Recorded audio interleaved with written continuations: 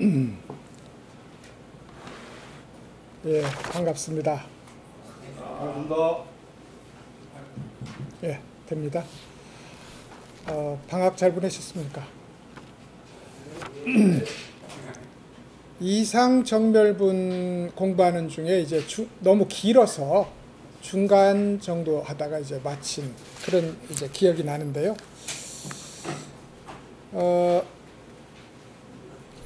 제가 방학 동안 이제 방학이라고 해야 일주일이지만 일주일 여러분하고 안 뵙는데 다른 강의도 제가 마침 그 시기에 쉬었어요. 그래서 이제 그 일주일 조금 충분한 시간을 내서 원효 스님에 대한 글을 하나 썼는데,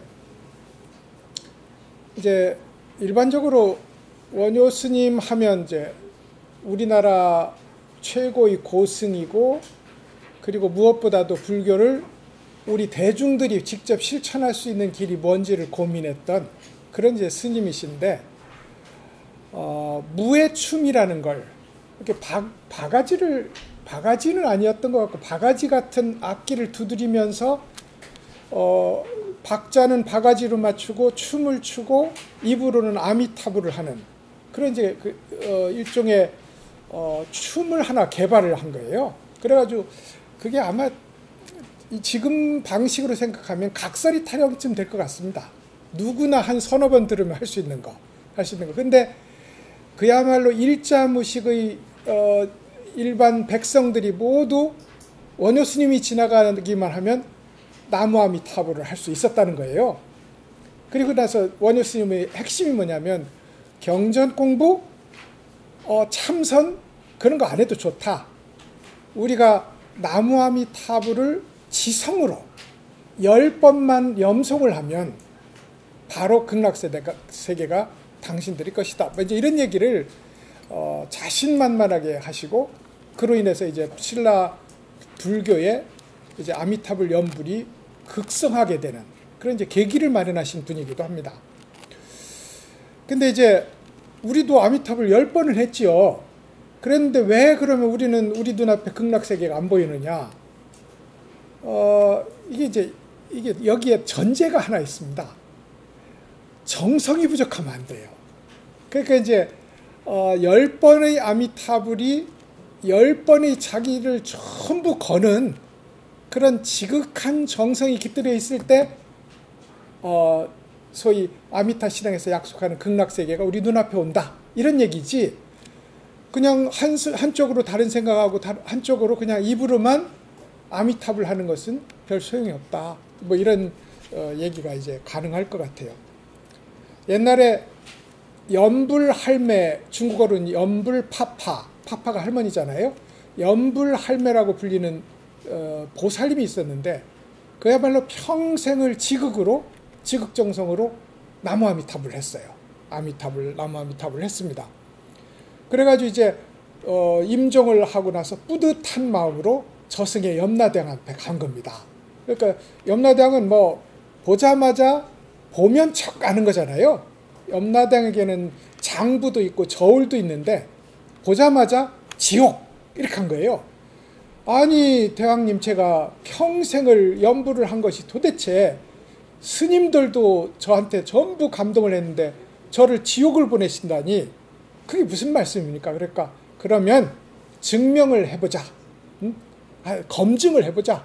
그리고 나서는 심부름을 시킵니다. 그러자 이 할머니가 외운 연불을 술에 싣고 옵니다. 8대의 술에 가득 찼어요.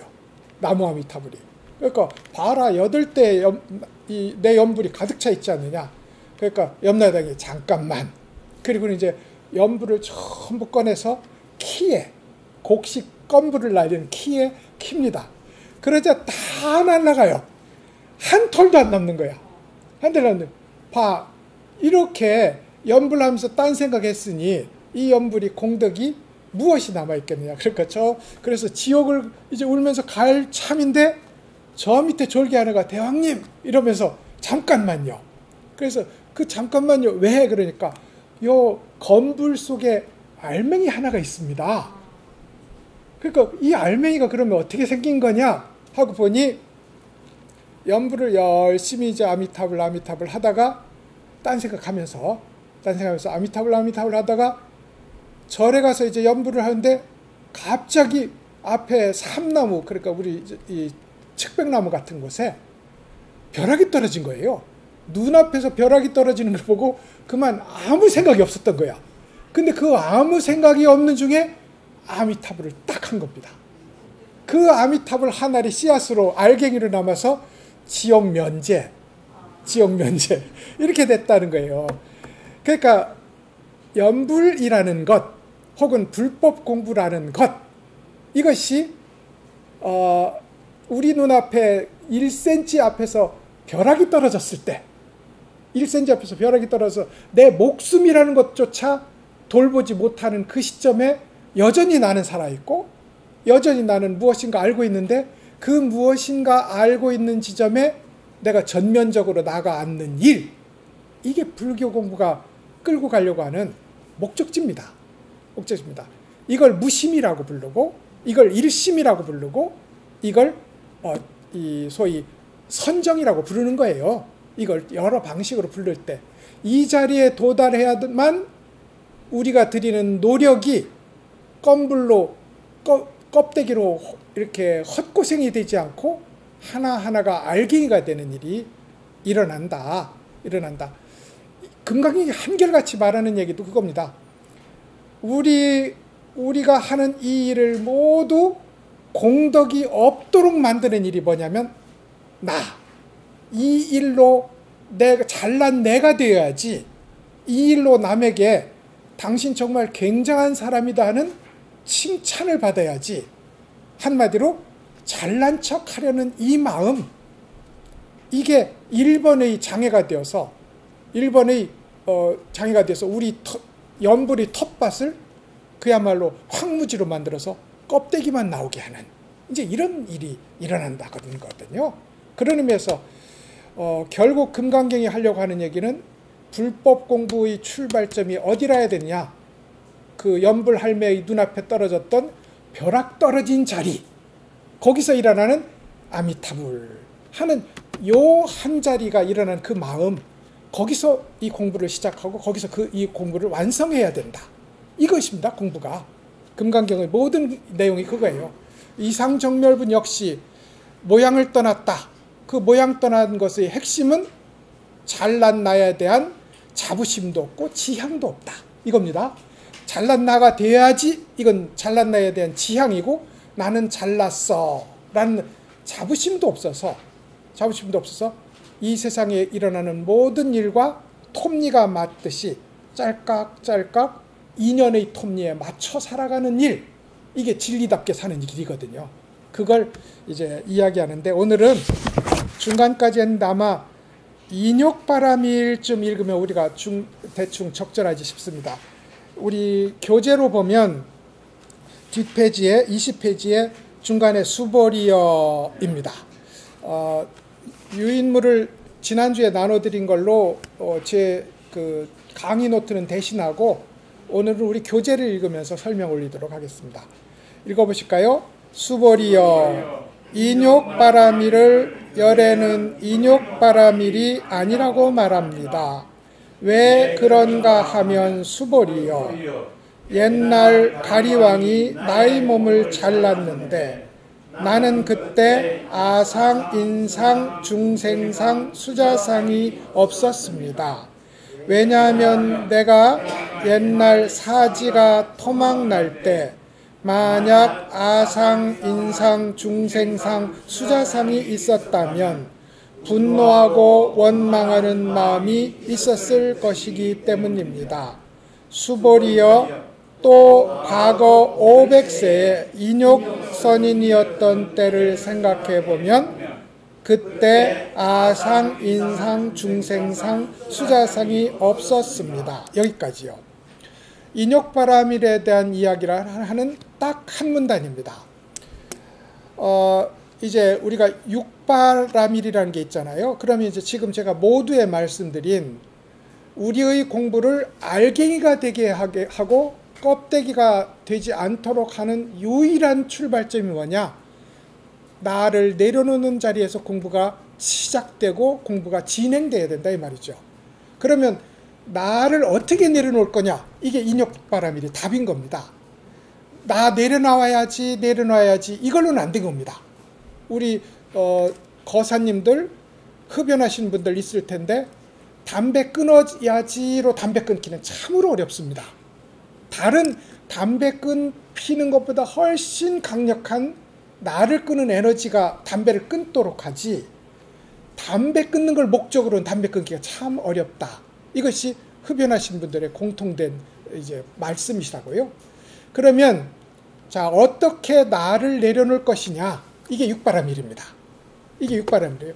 보식, 처음에는 작은 것부터 나와 나에 속하는 것들을 하나씩 내어놔보자. 그것이 물질이었던 시간이었던 마음이었던 하나하나 내어놓는 일을 해보자. 이게 보시의 정신입니다. 그 다음에 나에게 오는 것을, 이 몸 가진 이 존재에 불리하거나 쾌적한 것은 좋아하고 불쾌한 것은 싫어하는 이 반응부터 한번 점검해보자. 이게 인욕입니다. 내 다양한 소위 작은 소화의 욕망에 따라서 탐욕하고 분노하고 어리석음을 발휘하는 이 일을 잠깐 멈춰보자. 이게 지게입니다. 이게 지게예요. 그리고 나서 이런 지게를 바탕으로 나가 일어나지 않는 자리를 일부러라도, 이거 중요해요. 일부러입니다. 처음에는 의도적으로라도 고요한 자리를 유지해보자. 그러기 위해서는 부지런히 공부해야 된다. 부지런히 이겁니다. 불법 공부에 이만한 미덕이 없다고 했어요. 오래. 불법 공부는 오래 해야 됩니다. 오래, 자주. 이 두 가지가 표어입니다. 불법 어떻게 해요? 절에 오래, 자주 나온다. 불법 공부 어떻게 해요? 아미타불 연부를 오래, 자주 한다. 신묘장구 대다란이를 오래, 자주 한다. 이겁니다. 그래서 이 오래, 자주를 육바라밀로 바꾸면 정진입니다. 정진이에요. 그러면 이 정진의 힘으로 나가 없는 자리에 쑥 들어가게 되는데 그게 선정이고, 이 선정에서 나와 대상세계에 고집할 것이 하나도 없다는 걸 여실하게 보는 지혜가 일어납니다. 이게 전부 한결같이 가리켜 보이는 화살표의 끝 지점이 어디냐면 나 내려놓기입니다. 나에 대한 집착 내려놓기. 이게 육바라밀이 가리키는 거예요. 근데 육바라밀은 훨씬 기술적으로 할 수 있어. 이런 생각이 들도록 조성되어 있습니다. 육바라밀이. 그래서 이제 그 중에 대표적으로 인욕바라밀을 말했어요. 그러면 인욕바라밀을 말하는 건 동시에 육바라밀을 함께 말한다는 걸 늘 기억해 주십시오. 인욕바라밀이 잘 되면 나머지 5바라밀을 끌어안습니다. 다른 바라밀도 똑같이 그래요. 똑같이. 그래서 인욕바라밀을 열에는 인욕바라밀이 아니라고 합니다. 무슨 얘기인고 하니, 불법의 모든 것은 유일한 내용이 나를 내려놓는 겁니다. 나를 내려놓는 거예요. 나에 대한 집착을 내려놓는 건데 여러 가지 방식으로 거기에 이름을 붙였어요. 인욕바람이라고 이름 붙인 거지, 인욕바람이라는 것이 따로 있지는 않습니다. 따로 있죠. 이건 인욕바람일, 이건 인욕바람일 아님이라고 할 수는 없다 이 말입니다. 실제로 관세음보살 연부를 하는데 육바라밀이 함께 작용할 수밖에 없어요. 그런데 요 중에 무엇은 인욕바라밀하고 갈라낼 수가 없다고요. 그래서 인욕바라밀을 열에는 인욕바라밀하고 따로 갈라 말할 수 없다고 했습니다. 이랬어요. 왜 그런가 하면 수보리요, 내가 진짜 인욕바라밀을 했을 때 뭘 했는지 보십시오. 이 말이거든요. 그래서 여기서 이 가리왕은 이제 소위 나쁜 악행을 행하는 왕, 이렇게 불린 임금이었어요. 임금이었는데 아마도 인도 바라나시 지역을, 지금도 중심 지역이잖아요. 인도 바라나시 지역에 이 국가를 꾸렸던 큰 왕조의 왕이었다. 뭐 이렇게 경전에서 설명을 합니다. 그러니까 굉장히 중심지잖아요. 거기 왕이었으니까 이제 세력이 막강했는데, 이제 우리가 알고 있다시피 여기에서는 이제 신체를 조각조각 잘라냈다 이 말만 있는데, 다른 경전의 자세한 얘기들을 들어보면 이렇습니다.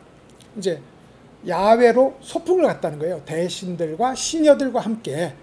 근데 이제 왕이 좋고 시원한 곳에서 이제 피곤해서 잠을 자는데 시녀들이 부채질도 하고 왕을 보살피다가 잠깐 밖으로 나왔는데 그때 마침 찬제파리, 이게 인욕선이라, 찬제가 인욕이거든요. 찬제파리라고 불리는 수행자가 수행을 하고 있는데 딱 보니까 그야말로 신심이 일어나는 그런 분이었어요. 그래서 따가지고 들고 있던 꽃을 이 선인에게 던져서 공양을 하고 그 앞에 앉아서 이 선인이 설법을 듣습니다. 왕이 깨어나서 보니 자기의 시녀들이 하나도 없이 어디 가버린 거예요. 그래서 이것들이 어디 간다 하고 가보니 그야말로 남자도 남자 질투하거든요. 그야말로 세상에 없을 거룩한 용모를 가진 수행자가 이야기를 하니 가리왕이 속된 마음으로 저 남자가 이 여자들을 꼬시는구나 이렇게 생각한 겁니다. 사람은 자기 식대로 생각하는 거니까요. 그래서 그대는 수행자인데 어떻게 계율도 없이 이렇게 여인들과 가까이 앉아서 이야기를 하고 있느냐. 나는 수행자입니다. 이래요. 그러자 이렇게 묻습니다. 보세요. 그대는, 가리왕이 물어요. 그대는 사선정을 얻었는가? 사선정이라는 새끼선정으로 이제 소위 처음에는 열심히 공부하다가 열심히 공부한다는 생각도 없고 점점점 선정으로 깊어 들어가는 그런 4단계의 선정을 성취했는가? 아니요. 그대는 자비희사라는, 들어보세요. 이걸 사무량심이라고 하잖아요. 그 말은 뭐냐면 내 마음을, 내 소아의 마음을, 내 지금 이 마음을 우주의 마음과 결합시켰다는 뜻입니다. 내 이 작은 나의 마음을 우주적 마인드, 코스모스를 구성하는 이 마음, 이게 불심이거든요. 우주적 마음과 통일시켰느냐, 이걸 사무량심이라고 불러요. 자비희사의 사무량심을 성취했는가? 아니요. 그러면 저 높은 무색계 선정인 무색계 사선정을, 이건 부처님이 마지막에 성취한 선정이거든요.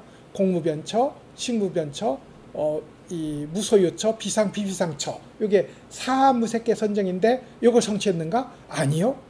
그런데 무슨 자격으로 중생들을 앞에 두고 설법을 하는가? 그래서 저는 소박하게, 이거 굉장한 얘기입니다.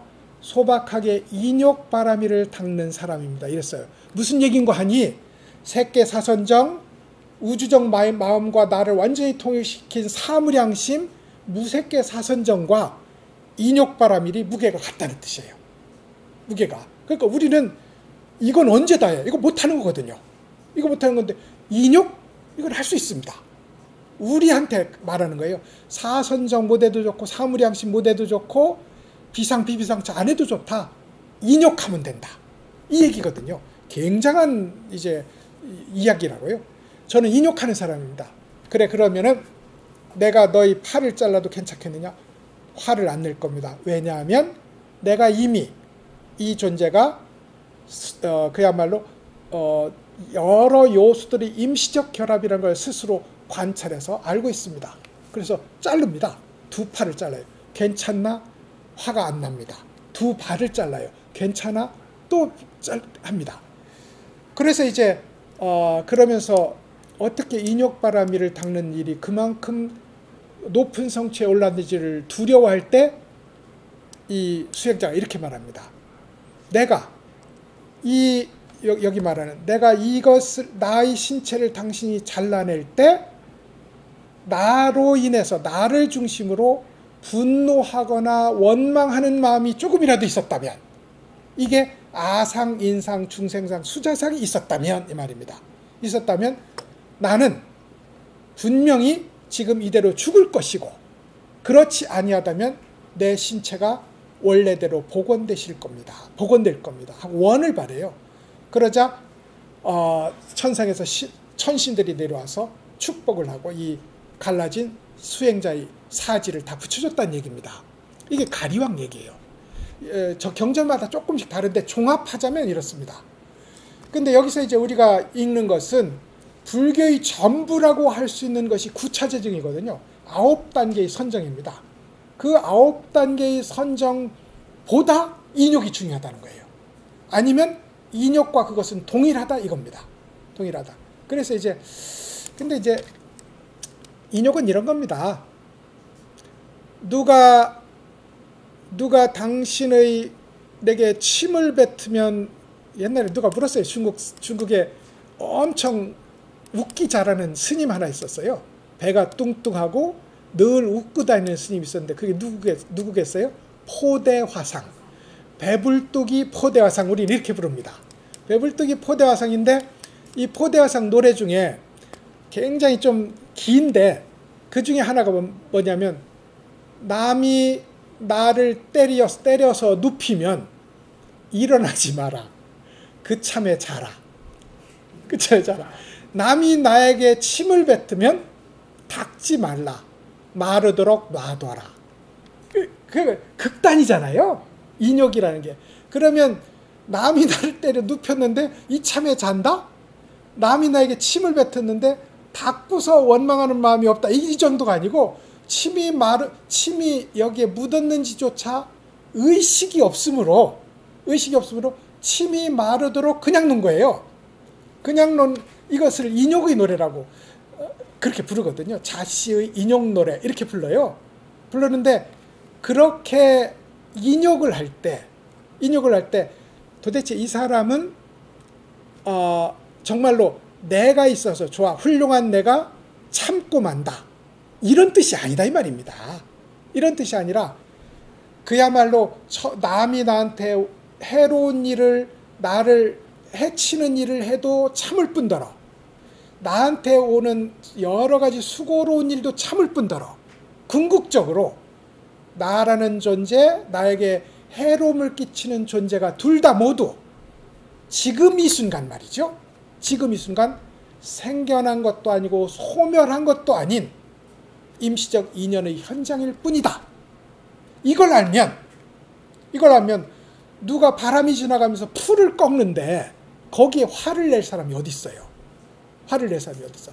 그런 의미에서 누가 여기에 침을 뱉었는데 여기 침 뱉었는데 돌에 침 뱉은 거랑 같다 이 말입니다. 화를 낼 수 없다. 그것은 깨달음하고 동일한 얘기예요. 내가 있어야 진정으로 참는데 내가 훌륭하니 참는다 이런 거지, 내가 없는 참음, 이것이 진정한 참음이다. 이걸 이렇게 표현한 겁니다. 인욕 가리왕이 나의 신체를 조각조각 나눌 때 나에게 정말로 아상, 인상, 중생상, 수세상이 있었다면 내가 분명히 분해하고 원망했을 것이다. 근데 난 그게 없었다. 그 말은 나라는 생각이 요만큼도 없었다는 뜻이다.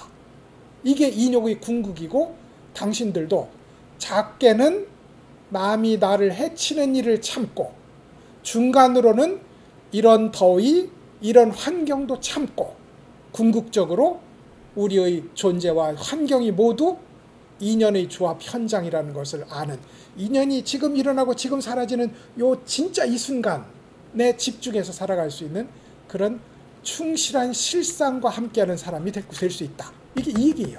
이게. 그래서 인욕의 얘기입니다. 부처님은 인욕으로 부처님이 됐다. 그래서 과거 500세의 인욕선인이었다 이 말이죠. 굶주린 호랑이를 먹여 살리기 위해서 자기 몸을 내던졌다. 이게 부처님 전생 얘기거든요. 진리 한 구절을 듣기 위해서 나찰의 입에 자기 몸을 던졌다. 결국 우리가 던질 수 있는 최고의 마지막은 이거니까요. 그런 것들이 전부 부처님 인욕선이었던 시대에 있었던 일이다 이 말이죠. 그래서 그때 핵심은 뭐냐? 나 잘나고 귀한 나, 이 생각이 없었다. 간단한 겁니다. 이 답은 간단해요. 하기가 어려워서 그렇죠. 하기가 어려워서. 인욕선인에 대한 얘기를 한번 보았습니다. 그 다음에 한번 볼까요? 그러므로 수보리여 하겠습니다. 해보시죠. 그러므로 수보리여, 보살은 모든 모양을 떠나 안욕 따라 삼맥삼보리의 마음을 내야 합니다. 모양에 머물러 마음을 내서는 안 되며 소리, 향기, 맛, 감촉, 현상에 머물러 마음을 내서도 안 됩니다. 머물지 않는 마음을 내야 하는 것입니다. 만약 마음에 머무는 일이 있다면 그것은 머물 곳이 아닙니다. 여기까지요. 이제 이 소위 금강경의 방식을 음악에 비유하자면 하나의 이야기를 변주하는 그런 방식으로. 그러니까 이 얘기가 한두 번 나온 게 아니에요. 머물지 않고 마음을 내라. 머물지 않는 마음을 내라. 같은 마음이거든요. 같은 마음. 그리고 이것이 육조 스님을 깨닫게 한 마음이고 우리가 참선하는 마음이고 염불하는 마음이다. 이 말입니다. 이게 이제 머물지 않는 마음을 내야 한다는 그런 얘기예요. 또 소리와 모양과 향기와 감촉에 머무는 마음을 내서는 안 됩니다. 이건데 이런 거예요. 생각해 보세요. 여기에 문이 이렇게 이제 사방에 문이 있잖아요. 근데 이제 좀 비유하기 좋게 6개의 문이 있는 방이 있다고 해요. 6개의 문이 있는 방에 원숭이 한 마리, 머리 좋은 원숭이 한 마리를 하나 넣어놨어요. 그러니까 이제 거기다 대고 이제 한쪽 문 앞에 가서 원숭아 하고 부르면 안에서 왜 깨 하고 대답할 거라고요. 두 번째 방에 가서 원숭아 하고 부르면 또 깨 하고 대답할 거라고요. 이렇게 6번째 문에 가서 불러도 깨 하고 대답하면 여러분 6마리의 원숭이가 있다고는 못할 거 아닙니까? 6마리. 그래서 이제 원숭이는 한 마리예요. 원숭이. 우리 불성은 하나라고. 우리 불성은 심지어 석가모니 부처님과 나까지 합쳐도 불성은 하나입니다. 대양이라는 불성이라는 큰 바다이므로 그 바다에서 일어난 훌륭한 파도 하나가 석가모니 부처님이고 찌질한 파도 하나가 나이기는 하지만 이 두 개의 파도 사이에는 본질적으로 차별이 없다. 다만 6개의 문으로 불렀을 때 어떤 문은 상호지로 돼 있으니 문소리가 잘 들렸고 어떤 쪽은 무엇으로 들으니 목소리가 이상하게 들렸고 이런 뿐입니다. 이런 뿐. 원숭이는 한 마리예요.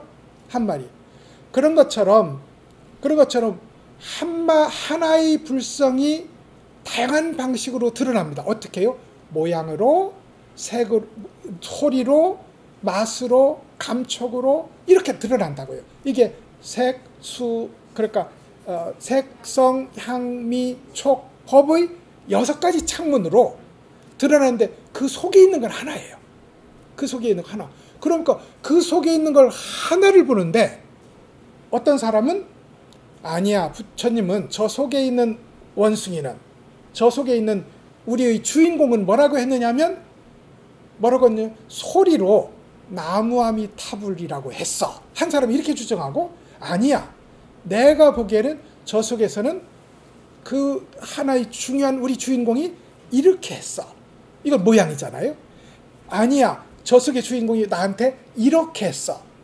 각자 사실은 동일한 얘기인데 색성, 향미, 촉법으로 우리가 감지했을 뿐이지 실제로는 하나의 불성이, 하나의 주인공이 정체를 드러내는 흔적인데 우리는 모두 거기에 이것 소리만이 진짜 주인공이야, 모양만이 진짜 주인공이야 라고 한정해서 말한다면 부처를 못 본다 이 말입니다.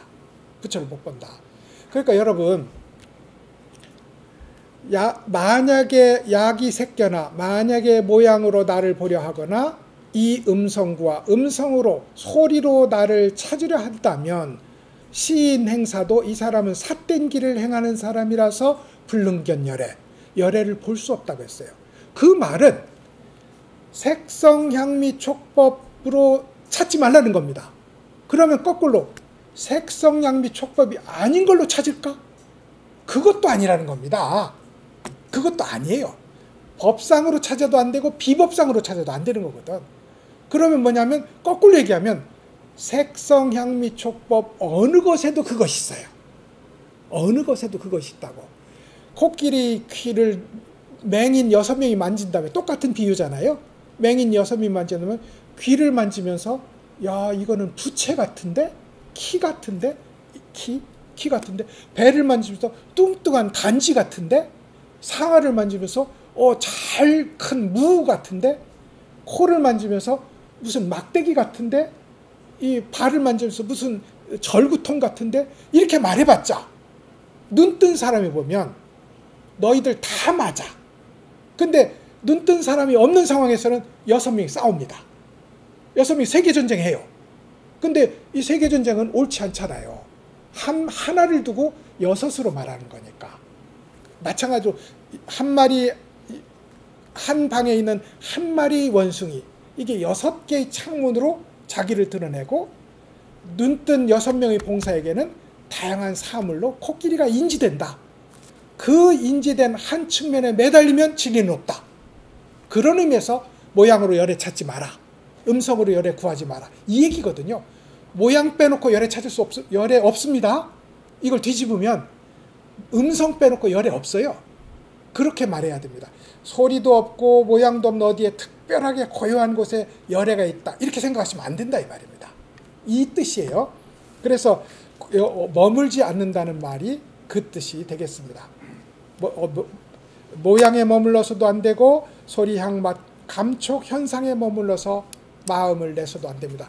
재밌는 건 머물지 않는다는 것은 공부하다 보면 이해가 돼요. 이해가 돼. 탁 닫아서 옆에서 대포가 터져도 꼼짝 않는 자리가 있을 것이다. 있을 것 같아요? 있을 수도 있습니다. 사실 우리도 일상생활 하는데 있잖아요. 근데 거기서 대승은 한 걸음 더 나가자고 제안을 하는 겁니다. 그 마음, 그 공평해지고 완전해진 마음을 가지고 세상살이 속으로 다시 나와라.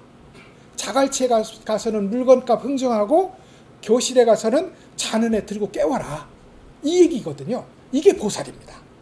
그냥 그 고요한 자리에 머물라. 이걸 대승에서는 그렇게 공부하면 소승이다. 그렇게 공부하는 것을 소승이라고 부른다. 그러면 안 된다 이겁니다. 여기서 머물지 않는 마음 혹은 머물지 않는 마음을 내라 했잖아요. 그냥 머물지 않고 고요한 마음을 유지해라가 아니라 그 마음을 내라 했으니 우리는 가장 필요한 현장에 가장 필요한 방식으로 마음을 냅니다. 어떻게? 관세음보살처럼 목마른 이에게 물을 떠주고 배고픈 이에게 스스로 식량이 되고 괴로워하는 이에게 그 괴로움을 가장 어울리는 방식으로 풀어주는 일. 이게 보살의 마음쓰기거든요. 마음쓰기라고 해요. 그래서 보살은 바빠요. 보살은 바빠. 마음을 써줘야 되니까요. 마음을 써줘야. 이게 이제 그 얘기가 됩니다. 자, 그 다음에 이제 보시에 대한 얘기를 한번 볼까요? 그러므로 읽겠습니다. 그러므로 부처는 설법하되 보살의 마음으로 모양에 머물지 말고 보시하라고 말합니다. 수보리여, 보살은 모든 중생을 이롭게 돕기 위해 이렇게 보시해야 됩니다. 열애께서는 모든 모양은 곧 모양이 아니라 하셨으며 모든 중생은 곧 중생이 아니라 하셨습니다. 이랬어요. 모양이 머물지 않는 보시, 이걸 무주상보시, 여기서는 부주색보시라고 했어요. 앞에서는 우리가 무주상보시라고 했고 여기서는 부주색보시, 똑같은 말입니다. 모양에 머물지 않는 보시예요. 부처님의 제자 중에 이제 법왕자로 부처님의 후계자 중에 하나였던 분이 사리불이었거든요. 사리불이라서 그야말로 부처님의 모든 희망이 거기에 기탁되어 있었던 그런 훌륭한 제자였어요. 훌륭한 제자였는데 이 사리불이 역시 부처님을 닮아서 나도 부처님이 그랬던 것처럼 다른 사람이 가장 필요한 것을 내어주는 그런 보시를 하는 그런 수행을 하리라. 이렇게 이제 다짐을 합니다. 그러자 이제 그렇게 다짐을 하고 가장 필요한 방식으로 이제 보시를 하면서 자기를 내려놓아 가는데 어느 날 길에서 엉엉 우는 한 젊은 사람을 만나요. 그래서 왜 우느냐? 그러니까 우리 어머니가 나를 키우느라 고생을 하셨는데 이제 좀 봉양을 좀 하려니 큰 병이 들어서 돌아가신답니다. 그런데 의사의 처방이 뭐냐면, 고약한 의사지요. 산 사람의 눈을 삶아 먹으면 이 병이 낫는다고 합니다. 그래? 그러면은 내 눈 가져가시오. 그럼 내가 어떻게 수행자님의 눈을 빼갈 수 있겠습니까? 빼주신다면 모르지만. 이렇게 이제 얘기해요. 그러자 눈을 이 사리불이 쓱 뽑아서 내줘요. 그러니까 왼쪽 눈을 이렇게 봤더니, 아이코, 의사 스님 말씀하시기를 오른쪽 눈이라고 했는데. 그러니까, 그러면 이제 그때 이제 화가, 우리 같으면 뭐 난리 났지. 화가 퍼렁 나면서 일찍 말하지. 심지어 우리 여행 가는데 가서 맛있는 거 사와 이랬는데, 뭐 사왔는데, 에이, 이거 말고 이거 사오지. 그럼 일찍 말하지. 이렇게 할 거 아닙니까? 근데 눈을 빼줬는데, 아이고, 오른쪽 눈인데? 그러니까, 아하, 그러시군요. 이러면서 오른쪽 눈을 쑥 빼줍니다. 그러니까 또 오른쪽 눈을 봤더니 이 젊은 사람이 냄새를 이렇게 봤더니 냄새가 너무 고약합니다. 이 고약한 냄새 나는 것을 삶아서 우리 모칠에게 드릴 수가 없습니다 하고 땅바닥에 던져요. 우리가 요만한 선물을 말입니다. 자, 선물했는데 이 사람 땅에 던진다. 나한테 야구 방망이가 있습니까? 어떡하겠습니까? 우리가 예를 들어서 어디 가서 요만한 조개 껍데기를 주셔서 자, 선물 했는데 던졌어. 어떡하겠습니까? 그죠? 이거 대단히 뻔한 거거든. 뻔한데 눈을 버린 거야. 왼쪽 눈 버리고 오른쪽 눈 버리고, 심지어 가면서 발로 그걸 이렇게 밟습니다. 발로. 근데 사리불은 요만큼도 섭섭하거나 애석한 마음이 일어나지 않아요. 왜? 나와 나의 것이 없는 마음이니까. 나와 나의 것이 없다고요. 나도 없고 나의 눈, 나의 왼쪽 눈, 나의 오른쪽 눈도 없으니, 다만 한결같이 안타까운 것은 또 하나의 눈이 없어서, 또 하나의 향긋한 눈이 없어서 이 젊은이에게 주지 못하는 것, 이것이 안타까운 거예요. 이것이 안타까워서 이제 하고 자기의 힘없음에 대해서 한탄을 하는데 천신들이 들어옵니다. 아까 그 젊은이가 천신이 변신한, 그래서 우리가 수행자님의 발언이 얼마나 강력한지를, 얼마나 진실한지를 보기 위해서 모양을 바꿔서 이렇게 나타났습니다. 앞으로 당신은 대대로 생생으로 부처님을 만나고 부처님 법을 성취할 것입니다 하고 이제 축원을 했다는 거예요. 모양에 머물지 않는 보시입니다. 모양에 머물지 않는 보시. 그러니까 모양에 머물지 않는 보시는 나가 없어야 돼요. 근데 이 나가 없는 건 두 가지 방법이 있습니다. 우리가 실천적으로 한 가지 방법은 나에 대한 집착을 아주 말끔하게 내려놓는 일입니다. 그러기 위해서는 거듭거듭 밝은 관찰이 필요해요. 밝은 관찰. 어떤 관찰? 지금 나라는 존재가 다양한 내적, 외적 조건으로 이게 생성이잖아요. 결합되어서 생성, 소멸을 찰나에 반복하고 있다는 걸 직접 보아야 됩니다. 수행을 하면 그렇게 볼 수 있어요. 볼 수 있어. 실제로 백골관을 하면 부처님이 권장했던 수행 중에 내 몸이 더러움으로 가득 찼다. 이걸 부정관. 내 몸이 백골일 뿐이다. 백골관 이런 거거든요. 그걸 관하면 앞에 지나가는 여자가 백골이 삐그덕삐그덕 걸어가는 거야. 경전에 나오는 얘기입니다. 백골이 걸어가므로 거기에 애착할 일이 있어요? 이 백골이 걸어가므로 여기에 집착할 일이 있어요? 대상에 집착 없고 여기에 집착 없으니 도대체 집착할 일이 없는 거예요. 이것이 밝은 관찰입니다. 다른 하나는 법답게 생각하는 일이 또 하나 있습니다. 이거는 근본적 해결책은 아니지만 궁극적으로 동일한 자리예요. 이렇게 생각을 먹는 겁니다. 나는 한낱 해골일 뿐이야. 이건 잘 생각이 안 됐잖아요. 논리적으로는 동의하지만 그렇게 안 되지 않습니까? 그런데 이렇게 생각은 더 쉬울걸요. 이 세계는, 이 하나의 우주는, 나와 나의 주변을 구성하는 이 우주는 큰 나이다. 비유하자면 저 사람은 나의 손이고 저 세계는 나의 발이고 저것은 나의 머리고 저것은 나의 엉덩이다. 그래서 내가 저 사람을 도와준 것은 말하자면 내가 머리가 간지러서 머리를 긁은 것 같은데 손이 머리에게 너 나한테 고마워해야 돼. 이렇게 물을 수 있느냐 이 말입니다. 물을 수 없는 거거든. 실제로 우리 이렇게 고상한 얘기 말고 남을 도와주는 일만 하나 가지고 보자고요. 남을 도와주는 일.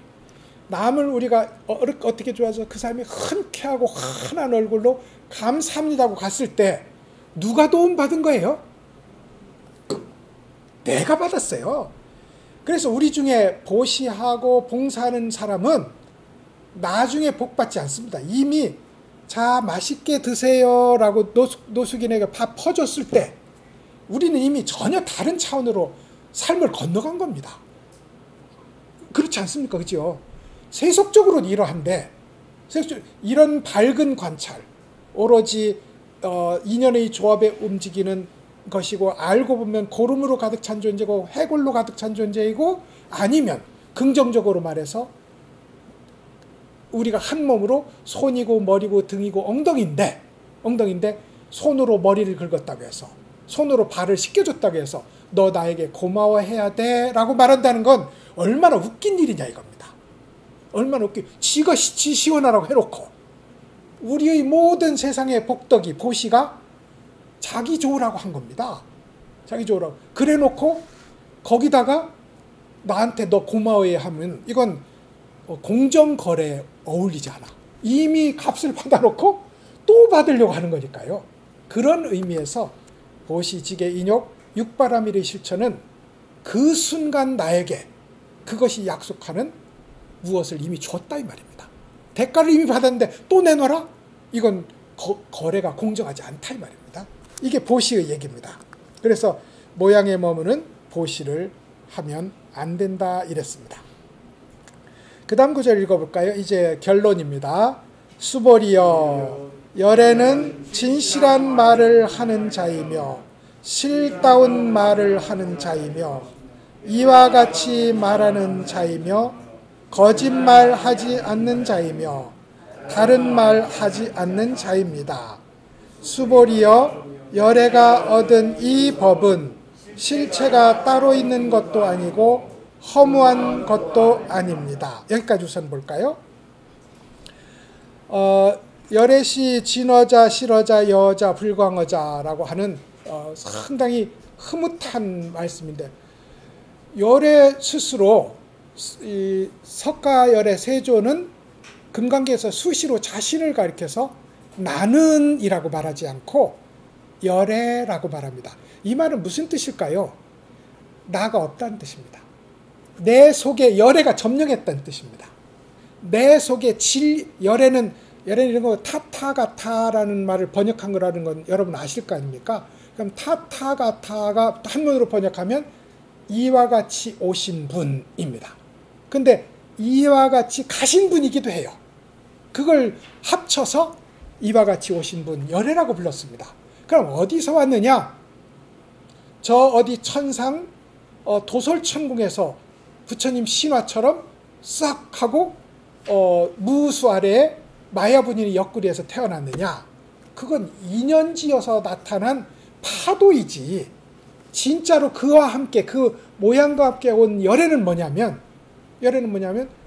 원래 진실하게 이러한 이 자리에 어떤 물건도 빼놓지 않고 어떤 현상도 빼놓지 않고 지금 이게 여여함 본래 그러한 자리입니다.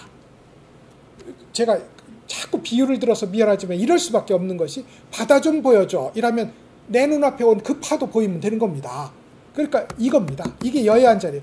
부처는 지금 완전하게 본래 그러한 자리 여기서 왔어요. 천상에서 오지도 않고 어떤 과거에서 오지도 않고 지금 이 자리에서 이렇게 오고 지금 이 자리에서 이렇게 갑니다. 이게 열애의 본뜻이에요.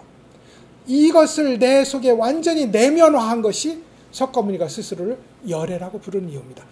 열애라는 말은 자기를 존칭하는 말이 아니에요. 적어도 내가 완전하게 수용한 진리의 입장에서 본다면 이 뜻입니다. 근데 그게 인격으로 발현되므로 열애라고 불렀어요. 열애는 석가모니 열애가 자기를 지칭하는 이유는 진리는 이렇게 말하는 겁니다. 진리는 당연히 부처님의 모든 입을 통해서 나오는 말씀은 부처님이 깨달은 진리와 부처님 속에서는 요만큼의 사이비도 하자도 없으니까 부처님이 내놓는 모든 말은 현실적으로 보면 틀린 말들이 있어요. 근데 여여한 입장에서 보면 틀릴 수가 없는 말이다. 그래서 진실하고 실답고 실제로 그러하고 그리고 거짓말이 아니고 모두 한결같이 진리를 바로 가리켜 보이는 그런 말이 열애의 말이다 이 말입니다. 나 거짓말하는 사람 아니야 이런 뜻 아닙니다. 이런 뜻이 아니라 진리를 내 몸에 수용한 사람이 하는 말은 굉장히 먼 얘기입니다만 제가 갑자기 말씀드려서 미안한데 노신이라는 중국의 위대한 문학가가 있어요. 우리로 보면 이광수, 일본어로 보면 나츠메 소세키. 그 사람 이름이 웃깁니다. 일본어로 보면 나츠메 소세키, 중국어로 보면 노신. 이렇게 이것이 이제 소위 그 현대문학을 연 첫 페이지를 연 가장 위대한 작가 이렇게 볼 수 있거든요. 그런데 그 노신이라는 이가 이렇게 얘기합니다. 사람이 무슨 행동을 하느냐가 중요한 것이 아니라 그 사람의 본질이 무엇인지가 중요하다. 그리고 나서 뒷얘기가 문학가다요.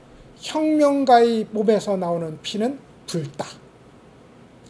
이 정도는 무슨 말인지 알겠죠? 우리 피도 붉지 않느냐? 뭐 그렇지 않고요. 혁명가의 그 붉음이라는 것이 혁명이었으니까 혁명가의 몸에서 나오는 피는 본래 붉다. 이렇게 말을 합니다. 그러니까 사람이 진실하면 설사 거짓말이라고 해도 진실한 말이에요. 왜? 그게 필요하니까 나온 말입니다. 그게 진여의 자리에서 이 사람한테 가장 필요한 말이므로 그것이 나온 말이거든요. 그런 의미에서 진실한 말이고 실다운 말이고 그리고 이와 같은 말이고 거짓말 아닌 말이란 말이죠. 그래서 내가 이제까지 해놓은 말은 진리를 대변한 말이다. 이런 말이죠. 제가 우리 여기서 이제 청법가를 부를 때마다 그런 생각을 해요. 실제로 과거의 법사들이 다짐이 그러했어요. 여기서 청법가를 부를 때마다 제가 오늘 제발 헛소리를 좀 덜 하고 부처님이 내 속에 그 사이라도 완전히 들어오셔서 부처님 얘기를 전달하는 그런 메가폰이 되게 해주세요. 이게 법사들의 소원입니다. 부처님 말을 전하는 사람의 소원이 그거예요. 나에 의해서 움직이는 헛소리 하지 않게 하시고 오로지 부처님의 불심이 가득 들어와서 부처님을 대신한 입이 되게 해주십시오. 이게 법사가 할 수 있는 최고의 발언일 수 있습니다. 우리가 여기서 강의하는 입장에서 발언할 때는 그런 발언이 있거든요. 요게 열애는 진실한 말을 하는 자이고 실다운 말을 하는 자, 이와 같은 말을 하는 자, 거짓 아닌 말을 하는 자라는 것이 그 말이 됩니다. 그 다음에 이제 한 구절 더 읽어볼까요? 수보리여 읽겠습니다. 수보리여 만약 보살이 법에 머물면서 보시를 실천한다면 그것은 마치 어두움 속에 들어가면 아무것도 보이는 것이 없는 것과 같습니다. 만약 보살이 법에 머물지 않고 보시를 실천한다면 눈을 갖춘 사람이 햇빛이 밝게 비치는 곳에서 각종 모양을 보는 것과 같습니다. 예, 모양에 머물지만 않는다면 잘 되지 않지만 우리가 어디 놀러 가서 조개 껍데기 하나 주워다 줘도 그걸 버리면 화를 내지만 이러면 우리는 거듭 봉사인 거죠. 예? 거듭 눈먼 사람인 거죠. 그런데 만약에 우리가 이 말을 이렇게 이해하시됩니다. 내가 베푸는 보시에 대해서 스스로 이것은 내가 너에게 좋은 일을 해준 것이라는 너 좋은 일, 이게 세 가지잖아요. 이게 3륜입니다. 3륜 공적해야 돼요. 세 개의 바퀴가 실체가 없음을 한 번이라도 안다면 말입니다. 이렇게 꼭 이해해 주세요. 한 번, 그러니까 우리한테는 한 번이 중요하지 도달점은 생각도 하지 마시라고요. 한 번만 이렇게 한다면 한 번 눈 뜨는 셈이 됩니다. 한 번 집착하지 않고 한 번 머물지 않으면 한 번 눈 뜬 셈이 된다고. 아까 염불 할매처럼. 한 번이면 족하다니까요. 한 번이면 지옥 안 가. 한 번이면 족하다고. 그러니까 우리가 그 한 번 보시를 하고 인욕을 하고 지게를 하고 무엇이든 간에 육바람이 실천하되 한 번 진실하면 한 번 눈 뜬다. 두 번 하면 두 번. 근데 재밌는 건요. 제가 해봤는데 한 번 진실함이 있잖아요. 두 번 하기 쉬워요. 이게 하나의 메커니즘이 있거든. 나를 내려놓는 자리는 그 메커니즘이 있어요. 그때 거기다가 딱 아미타불, 엄마니반며 요걸 암호를 붙여놓는 겁니다. 내가 그걸 체험했을 때. 그래 놓고 나서 수시로 그 체험 자리로 돌아가는 것이 아미타불이거든. 그러면 한 번 하면 두 번 하기 쉽고 두 번 하면 10번 하기 쉬워요. 그래서 궁극적으로 우리가 자나 깨나 24시간 실천하는데 늘 머물지 않는 자리에 우리를 위치시킬 수 있다 이 말입니다. 그러면 우리는 눈이 늘 밝음으로 헛된 구렁에 욕망에 빠지지 않을 수 있다. 이게 지금 이 구절이 하는 얘기입니다. 한 번만 머물지 말자. 응? 한 번만. 이게 머물지 않는 보시, 머물지 않는 육바라밀의 핵심이라고 하겠습니다. 자, 그리고 나서 이제 한번 그 다음 구절 읽어볼까요? 수보리여, 앞으로 올 세상에 만약 훌륭한 남자와 여인들이 이 경전을 받아 지니고 읽고 웬다면 열애가 부처의 지혜로서 이 사람들을 모두 알고 이 사람들을 모두 볼 것이며 모두 한량없고 끝없는 공덕을 성취할 수 있게 될 것입니다. 이랬어요. 만약에 훌륭한 남자와 여인들이 우리가 그 사람들이라고 생각합시다. 우리가 그 사람들이에요. 네? 선남자 선여인이 누구냐?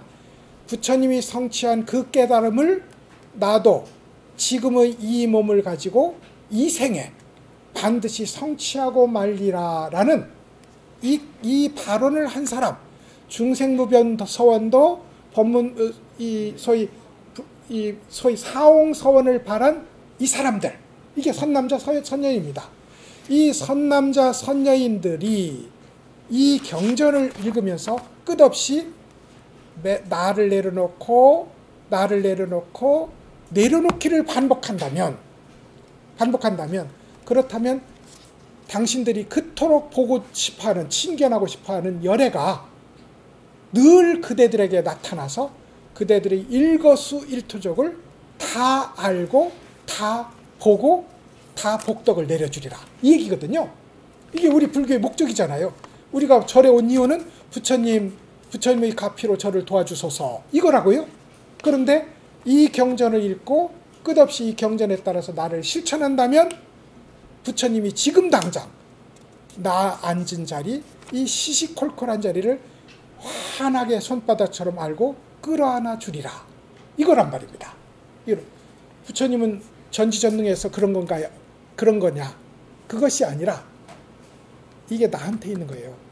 내가 스스로 나에 대한 집착을 내려놓으면 부처님과 조사님과 마당이 같습니다. 마당이 같아져요. 무슨 얘기인 거예요? 차원이 같아졌어요. 차원이. 우리는 개미를 이렇게 내려다보면서 야, 참 개미들 열심히 사는구나 한다는데 만약에 우리가 내려놓으면 차원이 달라져서 부처님과 동일한 마당을 함께 씁니다. 그러면 이 존재 역시 부처의 모든 손바닥을 벗어난 적이 없는 부처의 마당이 되는 거예요. 그런 의미에서 열애가 모두 볼 것이고 모두 알아볼 것이다. 그리고 그에게 복덕을 내려줄 것이다. 복덕. 이렇게 이제 이 경전을 읽고 실천하는 공덕을 이제 실천을 했다고 이렇게 설득을 합니다. 그러니까 여기서 끝나요. 실제로는. 그러니까 이러함으로 금강경을 열심히 읽고 금강경을 열심히 실천하면 당신들이 어떤 자리에 있어도 최고의 불교적 성취와 불교적 혜택을 볼 것이다. 이게 금강경 전반부 얘기입니다. 후반부 역시 그러하고요. 그래서 이제 금강경 15분까지 했고 다음번에 16분을 할지 종합을 해드릴지, 종합이라는 말도 참 어울리진 않습니다만 이 다음 1시간으로 금강경을 맺는 그런 준비를 해보도록 하겠습니다. 7분이나 남았으므로 얘기 하나 해드리죠.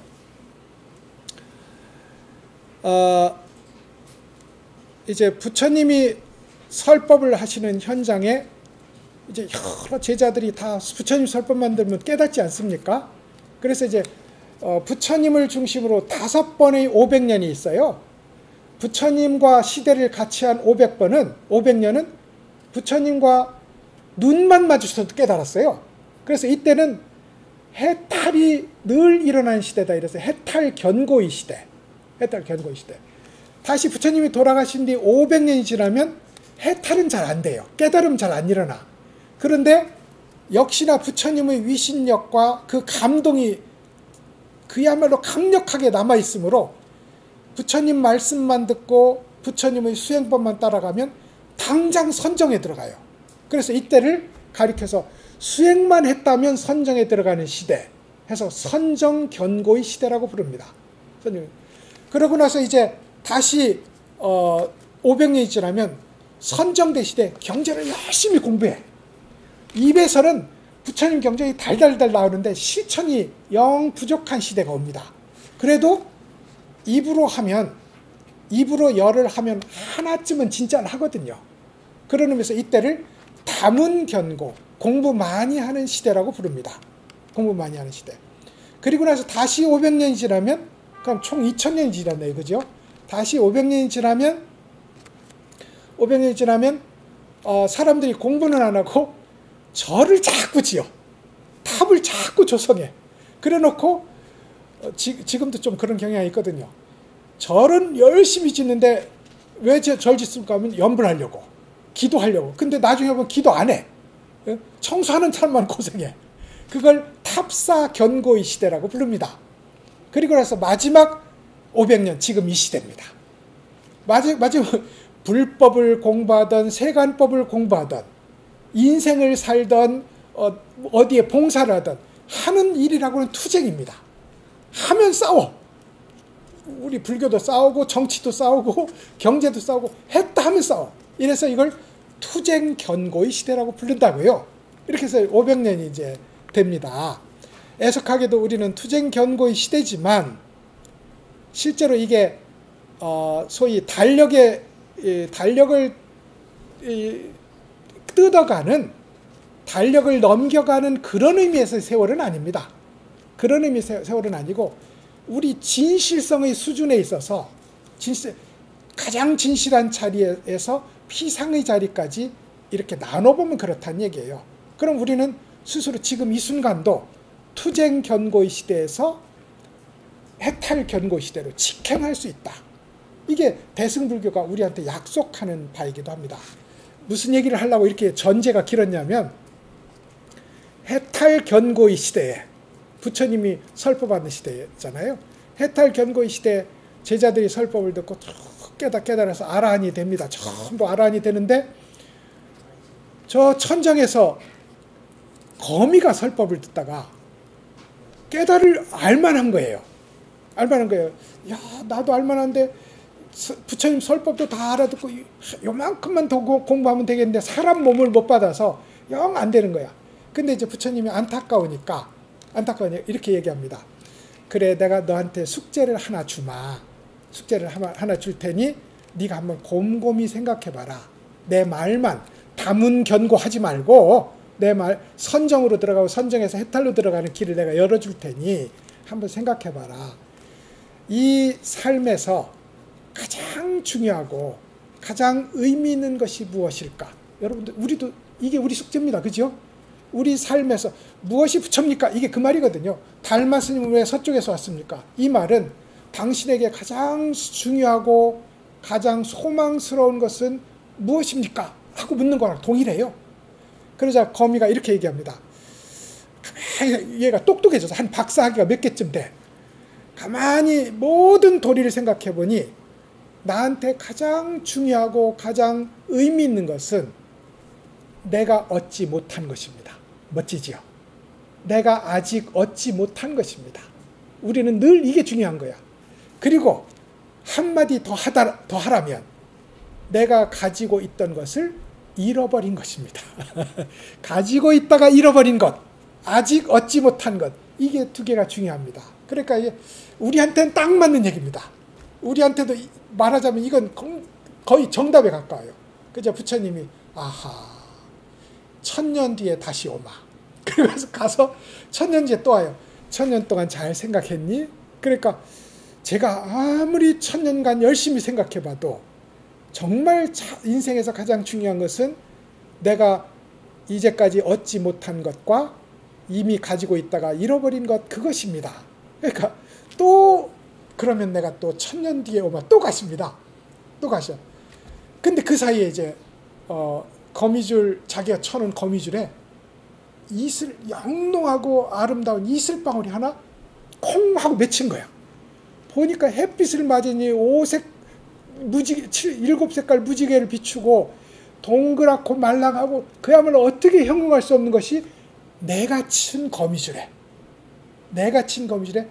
똥 하고 떨어져서 거기서 찰랑거리고, 도대체 이 멋지고 이 아름다운 것이 어디서 왔을까? 그런데 그러고 나서 하루가 지났더니 간밤에 바람이 불면서 바람이 이슬을 데리고 가버리는 거야. 내가 이제까지 나에게 잊지 않았던 것, 몇천 년을 살면서 그것이 이슬처럼 왔다가 내가 가졌다고 생각하는 순간, 내 거미줄이잖아요. 가졌다고 생각하는 순간 그것이 가버렸어요. 그래서 부처님이 오시기 전에 내 이슬방울, 이게 한이 돼서 사람으로 태어납니다. 사람으로 태어나서 얘가 거미 소녀가 돼. 얘 이름이 거미야. 거미 소녀가 되는데 자기가 사랑하는 한 왕자가 있었는데 그 왕자 이름이 원래 한문으로 보면 사슴녹자인데 그게 이슬노자하고 발음이 같아요. 이슬 왕자야. 맨날 그 왕자만 이렇게 보고 있는데 그 옆에 연적이 하나 있어요. 이 적수가 나랑 그 남자를 사랑하는 한 여자가 또 있어. 그 여자 이름이 바람여인이야. 그래가지고 바람여인이 이 이슬 왕자를 쏙 채갑니다. 그래서 그 절망한 끝에 이제 나는 살 가치도 없어 하고서 있는데 그 1000년, 2000년, 3000년 자기가 거미줄을 친 기둥이 하나 있어요. 자기가 거미줄을 친 기둥이. 그게 뭐냐면 1000년, 2000년씩 가도 죽지 않는 영지버섯이 그게 하나 있었던 거야. 근데 나는 이제 이 세상에 존재할 가치도 없어. 그런데 어디서 묵직한 소리가 들려오는 거야. 나는 당신을 1000년, 2000년, 3000년 셀 수 없는 동안 당신만을 바라보면서 살아왔는데 그래도 여전히 살만합니다. 그래서 알았어요. 내가 이 세상에서 가장 중요한 것은 나의 바탕이 되고 있는 내가 본래 갖춘 것. 한 번도 잃어버리지 않은 것. 거꾸로 해요. 내가 이제까지 가져보지 못한 것, 가지고 있다 상실한 것, 생멸이잖아요. 그런데 내가 본래 갖추었고 내가 한 번도 잊어버리지 않은 불생, 불멸. 이걸 영지라고 합시다. 이 영지, 이게 불성이거든요. 이 영지가 그것입니다. 하고 부처님이 올 필요도 없이 깨달은 거예요. 그래서 이 세상에 가장 중요한 것은 뭐냐면 내가 본래 갖춘 것. 한 번도 잃어버린 적이 없는 것. 이것을 우리는 이제 금강경에서도 말하고 모든 경전에서 말하는 이야기였다 하는 얘기로 이제 오늘 이상 적넓은 공부를 마치겠습니다. 수고하셨습니다.